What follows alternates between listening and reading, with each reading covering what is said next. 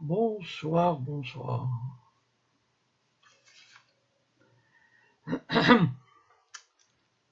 Bonsoir, bonsoir.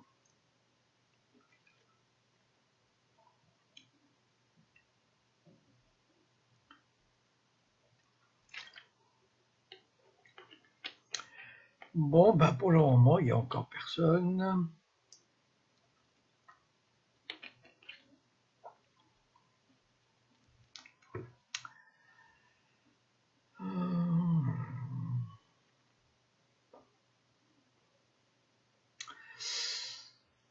Bonsoir. Bon, ben. Il y a quelqu'un? Il y a quelqu'un?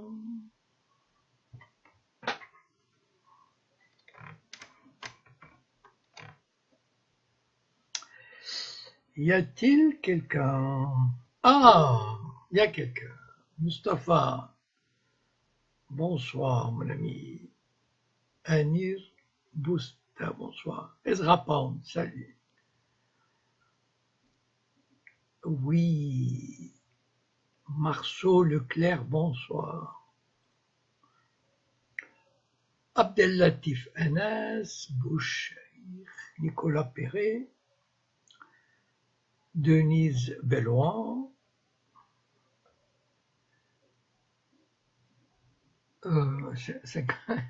Sébastien, oula, ça défile. Sabine, bonsoir. Mohamed Dawani, bonsoir.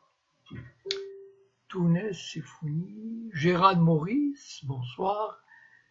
Amin Shafik, Mohamed Dawani, Laura Francesca Jones, pas mal comme nom, hein.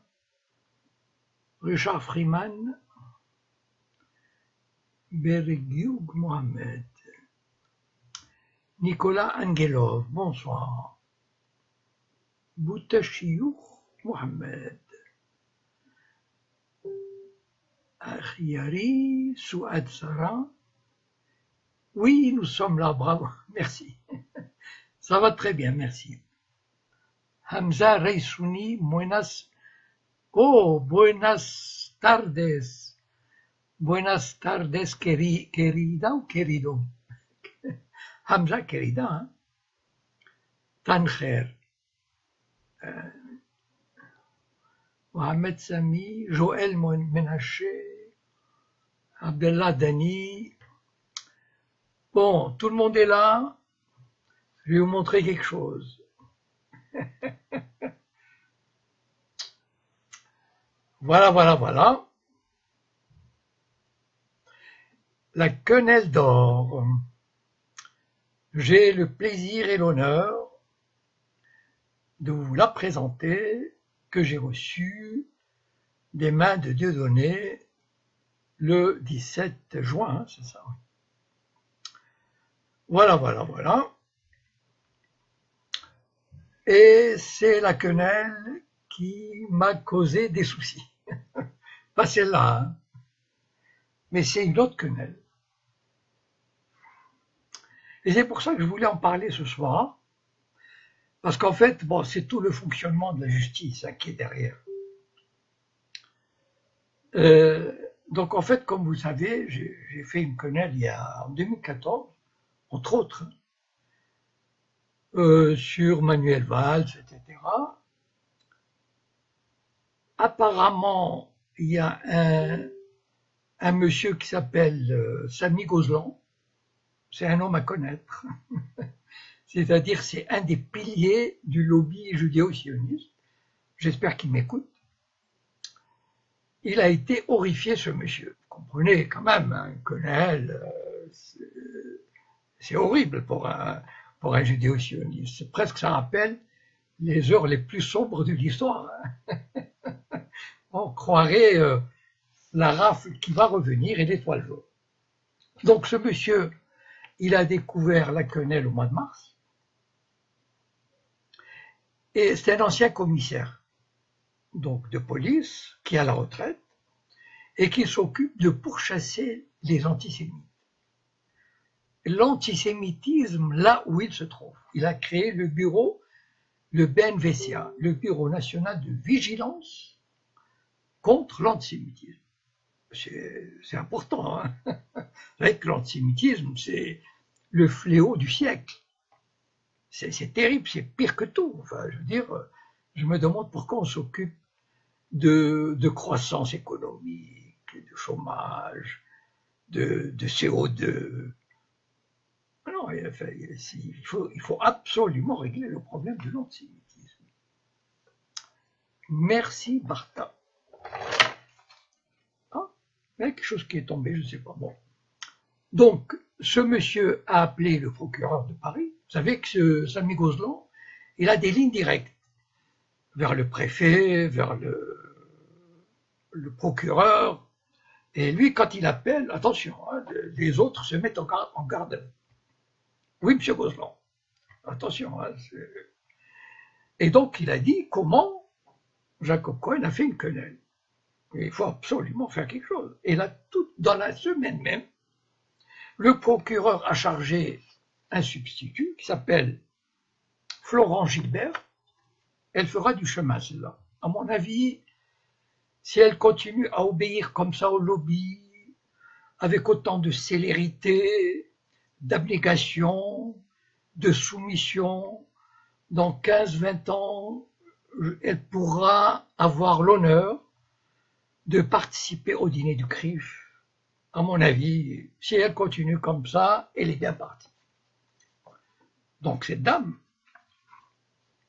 elle a tout de suite appelé l'office comment on appelle, la brigade de police, officiers de police judiciaire, pour leur dire, il faut entendre Jacob Cohen pour voir, vous allez lui poser des questions sur la quenelle, ses amitiés avec Dieudonné, s'il ne risque pas de heurter la sensibilité des gens, vous savez, qui ont beaucoup souffert, etc.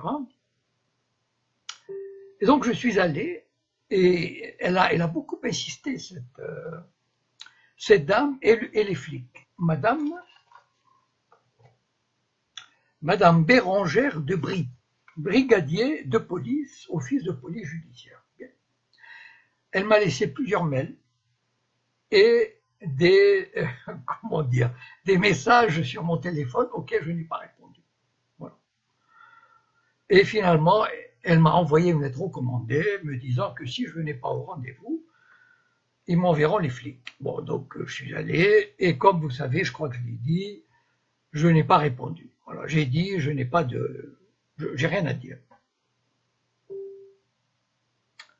Alors maintenant, le problème s'est posé. Merci beaucoup Aïcha Roubi, merci Soufiane, etc. Merci. Et donc le problème s'est posé, voilà. Et j'ai été entendu, j'ai pas répondu. Ils avaient le choix. Alors, me poursuivre, c'est-à-dire prendre le risque, de toute façon, ils vont devant n'importe quel tribunal, ils disent voilà, Jacob Cohen a fait une quenelle, donc, attention, c'est provocation à la haine raciale. C'est assez grave, hein. Vous imaginez, c'est très grave.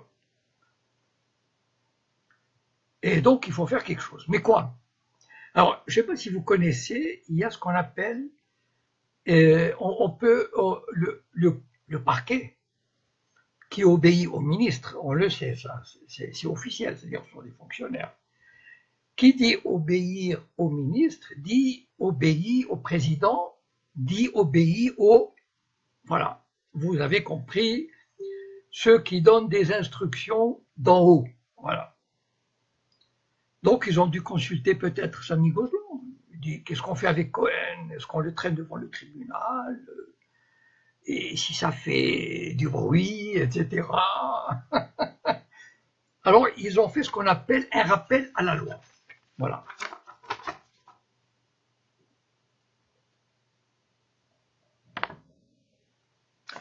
Alors, je vais vous lire, c'est très sympathique.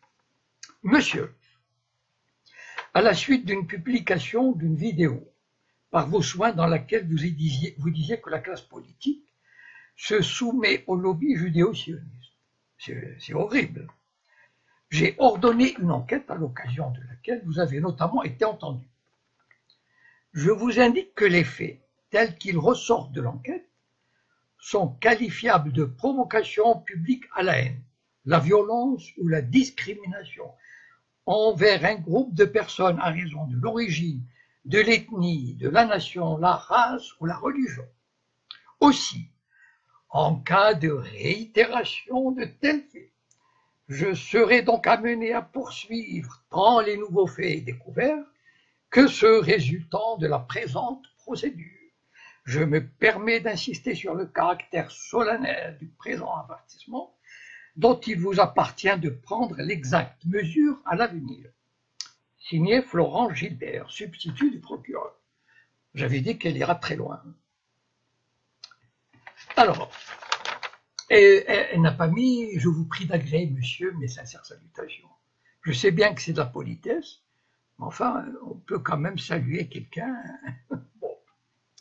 Donc, c'est quoi le rappel à la loi? Je vais vous citer un cas célèbre que vous connaissez peut-être pas. Est-ce que vous connaissez Julien Dray? Bon, Julien Dray, c'est celui, par exemple, qui est un des fondateurs de SOS Racisme, avec Bernard-Henri Lévy. Bon, c'est probablement un Sayan, ça veut dire quelqu'un qui travaille pour le Mossad. Pendant la présidence Hollande, on l'appelait le visiteur du soir. C'est quoi le visiteur du soir à l'Élysée? C'est-à-dire, vers 20h, 21h, il se glisse à l'intérieur de l'Élysée par une porte dérobée et il va parler au président. C'est-à-dire, il lui dit, voilà, j'estime qu'il faut faire comme ci, comme ça, etc. Le conseiller de l'ombre. Et c'est quelqu'un qui a créé SOS Racisme, qui était à la tête de fondations, d'associations, etc. Et c'est un monsieur qui aimait beaucoup les montres. Bravo Ezra Pound, il a dit monsieur Rolex. Mieux que les Rolex. Parce que les Rolex, ça coûte 5 000 €, je crois. Enfin, il y en a peut-être plus cher. Mais lui, il aimait les montres à 25 000 €. Alors, j'ai oublié les marques. Je suis désolé, je ne suis pas familier avec ce genre de trucs. Bon, il y a eu du traficotage. C'était pas très clair. Il y a eu des dizaines de milliers d'euros. Il a acheté plusieurs montres. Il a reçu des chèques d'association. Enfin, il y avait vraiment du trafic. Donc, peut-être 100 000 € de détournés, etc. Bon. Évidemment, un type comme ça, attention, hein, le parquet est très prudent. Attention, je viendrai quand même. En plus, c'est un juif, un sioniste, un ami de Hollande. Enfin, vraiment, il est intouchable. Merci Vesna. Et donc, il a eu un rappel à la loi.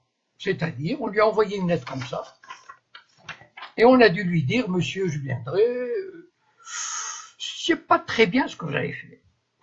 Vraiment. Mais bon, cette fois-ci, on passe l'éponge. Peut-être avez-vous fait ça de façon involontaire, ou peut-être, enfin, on ne sait pas. En tout cas, et je suis sûr qu'ils ont dû mettre à la fin, je vous prie d'agréer, monsieur Julien Dray, l'expression de mes salutations les plus respectueuses, etc. Signé peut-être la même substitut. Non, lui, il a droit au procureur en chef.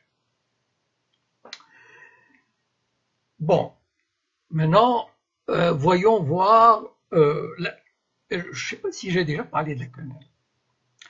La quenelle, si des amis qui sont avocats parmi les auditeurs, ils savent qu'en droit pénal, on ne peut condamner quelqu'un que sur la base d'un délit bien défini de façon restrictive. Alors, on ne peut pas dire, par exemple, oui, celui-là, il a de mauvaises intentions, ou bien il a fait un acte, comment dire, indéfinissable. Voilà. Par exemple, comme la quenelle, elle n'est pas définie. Mais le CRIF a décidé que la quenelle, c'est un acte antisémite.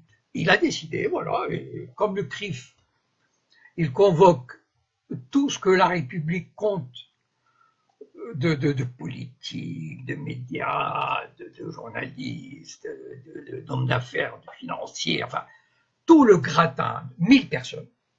À 950 € le repas, quand même. 950 € le repas. Hein. Et ben, il leur donne les instructions. Le CRIF dit, voilà, il faut poursuivre l'ancienneté, etc.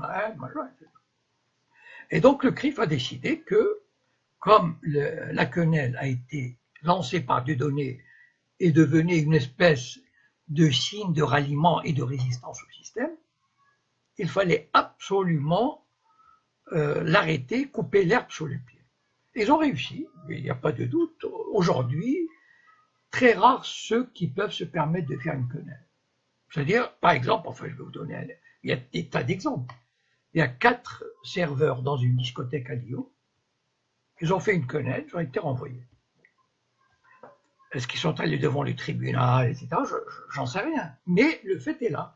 Ça veut dire que la justice pourchasse, elle est aux ordres. Donc, elle pourchasse tout celui qui fait une quenelle, et ce qui fait que les autres sont tétanisés. J'ai une amie qui a acheté un t-shirt, enfin où il y a aussi dessiné une quenelle, et pourtant elle est vraiment une résistante et tout, et elle me dit, je évite de le porter n'importe où, n'importe comment. Donc vous voyez, on installe un système de répression que moi je refuse. Voilà, j'assume, je refuse, et je dis à la justice, eh ben, vous pouvez me convoquer encore une fois et on verra. Hein. Voilà. Maintenant, ce qui est drôle, c'est que on transforme la quenelle, alors qu'elle n'est dirigée contre personne. Le lobby judéo-sioniste se sent visé. Bon, c'est son droit, enfin, son droit, j'en sais rien. Mais par contre, pour la justice, parler de mon geste et de ce que je dis comme provocation à la haine, là, c'est presque du comique. Du comique. Vous savez, il y a Philippe Tesson, il a dit à la télévision, ce sont les musulmans qui amènent la merde en France. Je répète, à la télévision, ce sont les musulmans qui amènent la merde en France. Il n'y a pas eu d'ouverture d'enquête. Le parquet a fermé sa gueule. Le procureur a fermé sa gueule. Pourquoi? Parce que les musulmans n'ont pas l'équivalent du CRIF qui donne des instructions au gouvernement. Les musulmans n'ont pas l'équivalent d'un Sami Gozlan qui appelle le procureur et qui lui dit hey, il faut faire quelque chose, ok? Schlack, voilà. Et attention, hein? Voilà. Et donc, la haine, c'est, comment dire, c'est un truc qui est indéfinissable. Moi, dans mes propos, c'est pas que ça me fait peur de le dire. Disons, je déteste par exemple les sionistes, mais je pense pas avoir de la haine. Je veux dire, je peux combattre des opposants politiques, etc. Mais même pour mes ennemis, je crois pas exprimer de la haine. Voilà. Et pourtant, pour eux, ben, c'est très pratique. Provocation à la haine. Voilà. Ah oui, contre, alors, ça c'est pas mal. Envers un groupe de personnes à raison de l'origine, de l'ethnie, de la nation, la race ou la religion. Évidemment, ça reste très vague.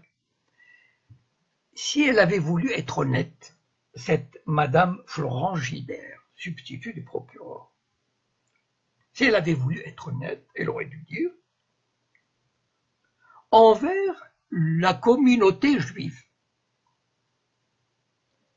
Là, on aurait eu, c'était clair, net, on n'a pas le droit de dire quelque chose contre les juifs. Voilà. Enfin, contre les juifs du CRIF. Mais ils mettent ça en général, du genre, nous, on poursuit tous les appels, toutes les provocations à la haine. Sauf Philippe Tesson, par exemple. Et tout ce qu'on dit sur les Noirs, les Blacks, les Bougnouls, etc. Enfin, ça, c'est les bavures policières, les contrôles aux faciès, les passages à tabac, etc. Bon, tout ça. Hein. Bon, entre nous, hein, franchement, ça touche les Bougnouls, franchement, hein, c'est pas grave. Attention, faut pas que ça touche un juif. Enfin, du CRIF. Parce que, figurez-vous, je vais dire un gros mot, ce putain de parquet, d'accord, et qu'ils m'entendent et qu'ils me poursuivent. Ce putain de parquet, lorsque j'ai été agressé le 12 mars 2012, par 7 à 8 personnes de la Ligue de défense juive. Alors, il y avait tout, hein, préméditation, violence en réunion, coups, insultes, menaces. Et la meilleure, ça c'est extraordinaire, c'est que les membres de la Ligue de défense juive se sont tellement dans l'impunité, ils sont chez eux, ici en France, ils contrôlent, ils ont publié la vidéo de l'agression sur leur site.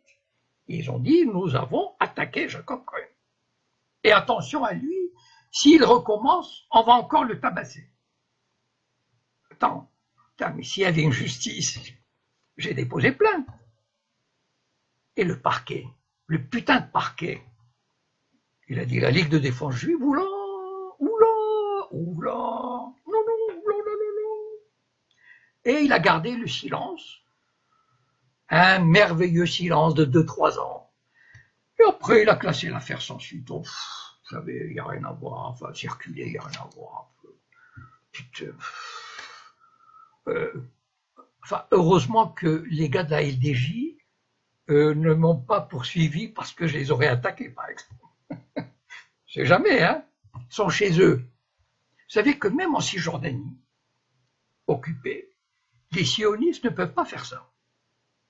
C'est-à-dire, ils agressent, mais dès qu'il y a une vidéo, le parquet israélien se met au boulot. Parce que ils sont malins. Ils savent que, bon, vous pouvez les faire les choses en douce, assassiner, frapper, etc., détruire une maison et tout, mais il ne faut pas que ça soit filmé. Dès que c'est filmé, hop, on ouvre une enquête et il y a un procès. Même en Cisjordanie occupée, les sionistes ne se permettent pas de publier leur forfait. En France, oui. En France, la Ligue de défense juive publie, agresse publiquement avec préméditation, insulte, menace, et publie la vidéo de l'agression. Elle dit à la République française, merde. Voilà. Nous faisons la loi ici. Voilà. C'est le message de la Ligue de défense juive. Et ce putain de parquet ferme sa gueule. Voilà. Et lorsque Jacob Cohen fait une quenelle, oula, c'est la panique à bord. La panique à bord. Dans la semaine qui a suivi, c'était tout de suite les convocations, les appels. La République n'aurait pas pu continuer à vivre. C'est pas possible. Il y avait urgence. Vous savez, Jacques Chirac a dit, lorsqu'on attaque un juif, on attaque toute la République. Attention, il n'a pas précisé, mais c'était un juif du CRIF. C'est-à-dire un juif caché. Parce que moi, bon, franchement, est-ce que je suis considéré comme un juif? C'est qu'il pour rigoler, il y a des juifs qui m'écrivent et ils me disent, s'il vous plaît, au moins changez de nom. Parce que franchement, Cohen, vous faites, enfin, c'est l'horreur. Un Jacob Cohen en plus, bon, enfin, c'est l'horreur. Donc, au moins, changez de nom. Voilà notre pauvre France, dans quel état elle est. Malheureusement, alors je ne sais pas, ils ont les judéo-sionistes, et je le répète, et qui me poursuivent, j'en ai rien à fiche. et donc, voilà, cette belle France, indépendante, enfin, qui était indépendante, souveraine, cultivée, la belle France des Jean-Luc Godard, des Jean-Paul Sartre, et Raymond, enfin, tous Albert Camus, tous ces intellectuels. Aujourd'hui, elle rampe devant un ramassis de judéo-sionistes, voilà, devant un lobby ignoble qui n'a qu'une seule obsession. Voilà. Vous savez, ces juifs-là n'ont qu'une seule obsession, défendre Israël. Voilà. Ils ne sont français que par des documents à la limite formels. Voilà. Ils n'en ont rien à foutre de la France. Je peux vous le dire. Voilà. Le CRIF, Finkielkraut, Elisabeth Lévy, BHL, etc. Toute cette engeance n'en a rien à foutre de la France. Tout ce qui les intéresse, c'est Israël. Et tout ce qu'ils font, c'est uniquement pour défendre Israël. Et tout le racisme anti-musulman, anti-noir, etc., c'est pour défendre Israël. Voilà où nous en sommes. Bon, moi, comment dire, à la limite, qu'est-ce qu'ils peuvent me faire? Voilà, bon, ben, ils peuvent me traîner devant un tribunal, j'aurai une amende, enfin, quelques milliers d'euros d'amende. Bon, ben, si j'ai l'argent, je paierai. Si j'ai pas, ben, je sais pas. Enfin, bon, mais ça n'a pas d'importance à la limite. Moi, j'ai envie que, comment dire, j'ai une voix et j'ai envie de l'exprimer. Et j'ai envie de réveiller les... oui, Shakib, il me dit Jean-Paul Sartre, t'es pas contre Israël. C'est très compliqué l'histoire de Jean-Paul Sartre par rapport à Israël. J'expliquerai ça une autre fois. C'est compliqué, vous savez, on ne peut pas comparer les années 50 et 60 à ce qui se passe aujourd'hui. On n'a pas idée, enfin, c'est tout à fait autre chose, voilà. Et donc, voilà, moi, l'occasion m'est donnée, et ils m'ont donné l'occasion, je la saisis, voilà, et puis, ils pensent, moi, à mon avis, s'ils m'ont renvoyé un rappel à la loi, comment dire, très brutal, très solennel, genre, machin, dont il vous appartiendra de prendre l'exacte mesure à l'avenir, mais qu'est-ce qu'ils croient? Voilà. Moi, je me révolte, voilà, j'ai une voix, je la tiendrai, je la porterai, et avec le soutien de tous, eh ben, on finira par les faire reculer. Vive la quenelle, vive Dieudo, vive la résistance, vive la dissidence. Je vous souhaite une bonne soirée et puis je vous tiendrai au courant de la suite des événements. En tout cas, merci beaucoup pour votre amitié et puis à la prochaine. Écoute, si vous avez des sujets, moi, si je ne fais pas de direct, parfois, c'est parce que je n'ai pas vraiment de sujet à traiter, enfin, en tout cas, ce qui me concerne. Je n'aime pas me répéter, voilà, en fait. Alors, mais si vous avez des sujets que vous voulez traiter, enfin, que vous voulez me voir traiter, envoyez-moi un message, soit là-dedans, soit en privé, et je le ferai très volontiers, d'accord? Voilà. Je voudrais juste dire, enfin, non, c'est à propos de ça, mais le sujet risque de nous mener un peu loin. Oui, Ezra, vive la Rolex. Non, non, mais comment il dit Julien Drey, il avait d'autres types de montres. Vous savez qu'il y a des montres qui font 50 000 euros, enfin, je sais pas. Donc lui, non, non, c'est Rolex pour lui, c'est pas grand-chose. Donc voilà, merci Samia Arabe. Si vous avez une amende, nous continuerons. Enfin, bon, on verra. Donc, je vous souhaite une bonne soirée. Encore une fois, merci de votre soutien, de votre présence. Et si vous voulez que je réponde à une question, je le ferai très volontiers. Bonne soirée et à bientôt.